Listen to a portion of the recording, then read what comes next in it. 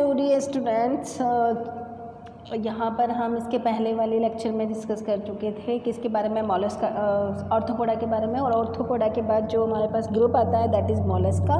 Arthropoda largest group है, ये second largest group है, ठीक है। तो ये एनिमल फाइलम है, सेकंड लार्जेस्ट एनिमल फाइलम है।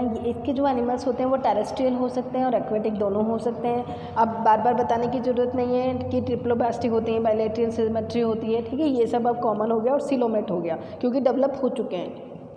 अब आता है इनकी बॉडी जो होती है वो भी कवर होती है, जैसे कि काइटेनियस, इसके जस्ट पहले जो हमने पढ़ा था वो काइटेनियस एक्सोस्केलेटन था। उसी तरीके से इनकी बॉडी के ऊपर भी एक कवरिंग पाई जाती है जो कैल्सीरियस सेल से बनी होती है। जो शंख आपने देखा होगा, ठीक है, शंख के अंदर ऑर्गेनिज्म प्रेजेंट होता है, तो वो है कैल्सीरियस सेल्स शेल है। अनसेगमेंटेड इनकी बॉडी होती है, लेकिन इनकी बॉडी जो होती है उसमें आपको हेड, मस्कुलर फूड और विसरल हम्प आसानी से दिखाई दे जाएगा। सॉफ्ट स्पॉन्जी लेयर, बहुत सॉफ्ट होता है, हाथ में लेने पर बहुत अजीब सा सॉफ्ट सा नज़र आता है, लेकिन इनकी कवरिंग जो होती है वही इनको क्या करती है, प्रोटेक्ट करती है। ये इनके अंदर feather like gills are present, इनके अंदर होते हैं गिल्स होते हैं जिससे कि ये सांस लेते हैं। They have respiratory and excretory function, दोनों काम करते हैं, या एक्सक्रीशन का और रेस्पिरेशन का। एंटीरियर हेड रीजन है सेंसरी टेंटिकल्स, इनके अंदर बाहर के एनवायरनमेंट से सेंसेस लेने के लिए इनके पास सेंसरी टेंटिकल्स होते हैं।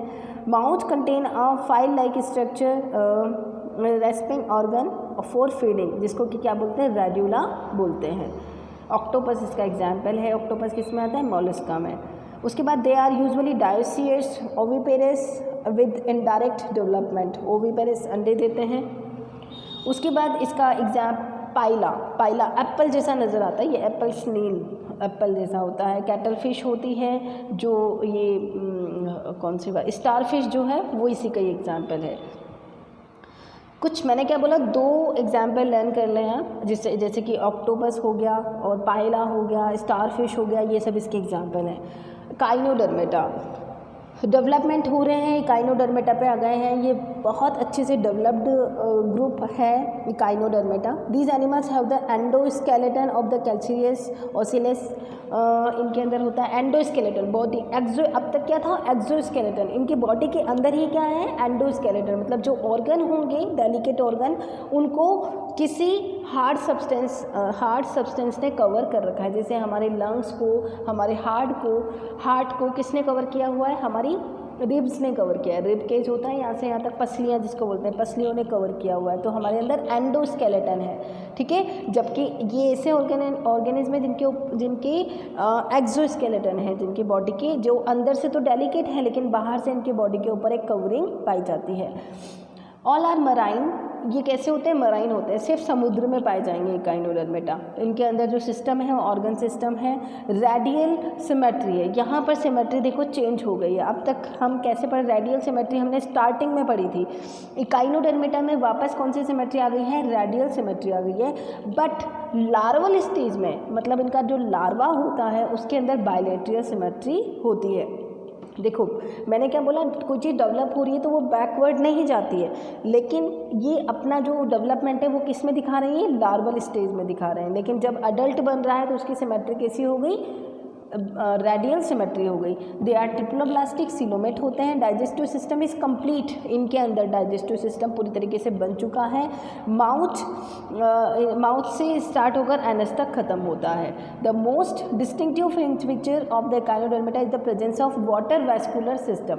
इनके अंदर water vascular system proper develop होता है, जो कि हेल्प करता है इनको चलने में, लोकोमोशन में, कैप्चरिंग फूड में, फूड के ट्रांसपोर्ट में, रेस्पिरेशन में, इन सब में हेल्प करता है। एक्सक्रीटरी सिस्टम एब्सेंट है इनके अंदर अभी भी।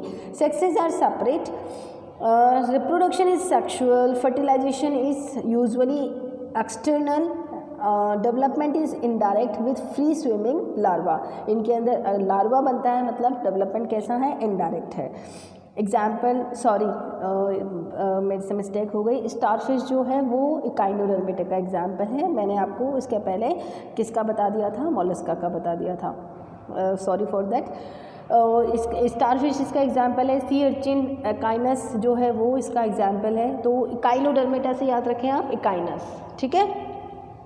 उसके बाद आता है हमारे पास हेमिकॉर्डेटा। अब यहाँ पर कुछ पूरी तरीके से डेवलप हो रहे हैं, मतलब एक थोड़ा कम डेवलप्ड, एक पूरी तरीके से डेवलप, और उनके बीच में उन दोनों के कैरेक्टर को मैच करने वाला एक और ग्रुप बना है जिसका नाम क्या है, Hemichordata.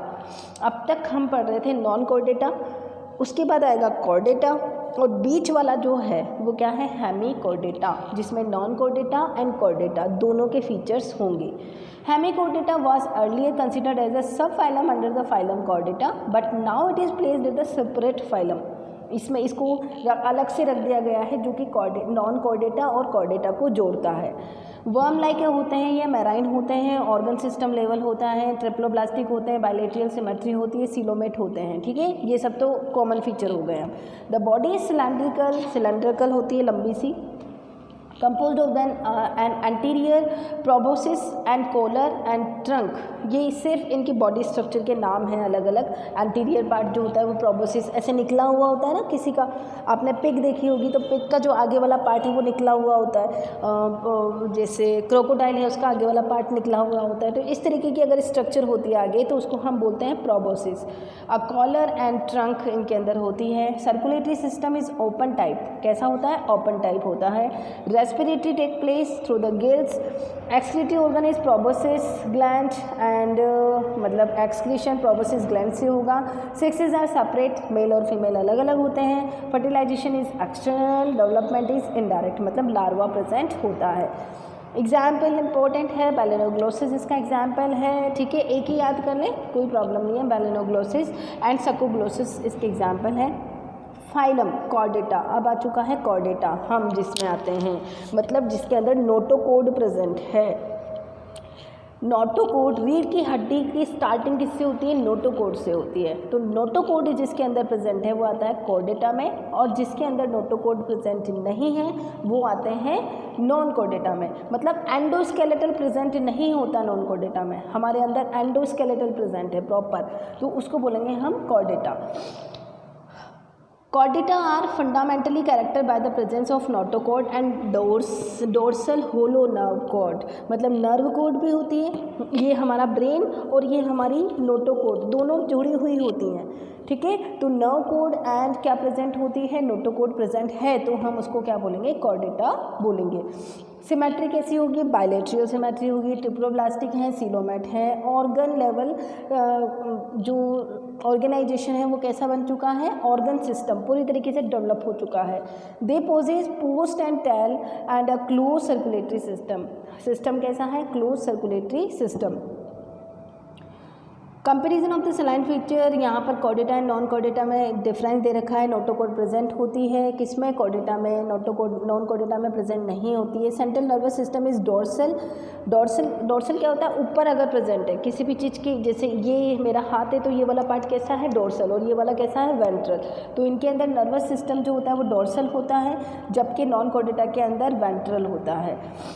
Pharynx perforated by the gills slit, ये कॉर्डेटा में गिल्स, देखो हमारे अंदर हमारा डेवलपमेंट किससे हुआ है, पानी में रहने वाले ऑर्गेनिज्म से हुआ है। तो पानी में जो रहते थे उनके अंदर गिल्स पाए जाते थे, तो हमारे अंदर गिल्स होते तो नहीं है लेकिन उसका कुछ ना कुछ एक पार्ट होता है जिसको हम बोलते हैं फेरिंग्स, ठीक है। और gills slit are absent, non Chordata के अंदर गिल्स स्लिट एब्सेंट होती है, जबकि हमारे अंदर गिल्स का प्रॉपर जो होती है वो फेरिंग्स पाई जाती है, जबकि नॉन कॉर्डेटा के अंदर गिल्स हो सकता है प्रेजेंट हो लेकिन गिल्स स्लिट एब्सेंट है। Heart is ventral, heart is dorsal होता है नॉन कॉर्डेटा में अगर प्रेजेंट है तो। वैसे तो हार्ट प्रेजेंट होता ही नहीं है, लेकिन अगर किसी में प्रेजेंट है तो वो कैसा है, डोर्सल है। The post anal part, tail is present, post anal part पीछे का, एनस के बाद एक्सक्रीटरी से मटेरियल को बाहर निकालने के लिए एनस होता है, उसके बाद पूंछ जिसका कि रोल जो है हमारे अंदर तो नहीं है, वो प्रेजेंट होती है किसके अंदर, कॉर्डेटा में। Post anal tail is absent, और नॉन कॉर्डेटा के अंदर वो जनरली एब्सेंट होती है। अब आता है हमारे पास जो कॉर्डेटा है is divided into the three subphyla Urochordata, Cephalochordata and Vertebrata. Urochordata, Cephalochordata and Vertebrata में डिवाइड किया गया है. The subphylum Urochordata and Cephalochordata are often referred to as the Protochordata. मतलब chordata को 2 पार्ट्स में डिवाइड किया गया है. अब आप Protochordata and Vertebrata. Protochordata को भी 2 पार्ट्स में डिवाइड किया गया है, Urochordata and Cephalochordata.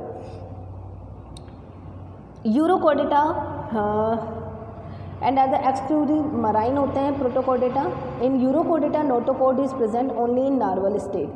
यूरोकोडेटा में लार्वा बनता है और सिर्फ लार्वल स्टेज में ही नोटोकोड प्रेजेंट होती है. जो मेन ऑर्गन होता है, मेन ऑर्गेनिज्म होता है, अडल्ट होता है, उसके अंदर नोटोकोड प्रेजेंट नहीं होती है. किसके अंदर की बात हो रही है? यूरोकोडेटा. ये ध्यान रखें, यूरोकोडेटा में नोटोकोड जो है वो प्रेजेंट होती है in only larval stage. Larval tail, वो भी सिर्फ टेल में. While in the cephalochordata it extend from the head to tail. जबकि जो सिफेलोकोडेटा में है उसमें सिर से सिर से टेल तक स्टार्ट होती है. टेल तक क्या प्रेजेंट होती है? नोटोकोड प्रेजेंट होती है. इस परसिस्टेंट थ्रू देयर लाइफ, और पूरी लाइफ बनी रहती है. किसमें? सिफेलोकोडेटा में. जबकि यूरोकोडेटा में सिर्फ लार्वा में होती है, वो भी सिर्फ पूंछ में. ये मेन डिफरेंस है. Example of urochordata is ascidia, salpa. इसका एग्जाम्पल है सिफेलोकोडेटा का ब्रैंकोस्टोमिया. ये है branchiostoma. The number of subphylum vertebrata possess notochord during the embryonic period. ये तो हम हो गया. अब वर्टिब्रल कोलम आ गया हमारे अंदर. ये वर्टिब्रल कोलम, नोटोकॉर्ड जो है वो एक कवरिंग, एक बोन लाइक स्ट्रक्चर से क्या हो गई? कवर हो गई, जिसको बोलते हैं वर्टिब्रल कोलम. बोनी स्ट्रक्चर से जो नोटोकॉर्ड है वो बोनी स्ट्रक्चर से अगर कवर हो गई है तो उसको बोलेंगे वर्टिब्रल कोलम. तो जिसमें वर्टिब्रल कोलम पाई जाती है दैट इज वर्टिब्रा. उसको हम क्या बोलेंगे? वर्टिब्रा.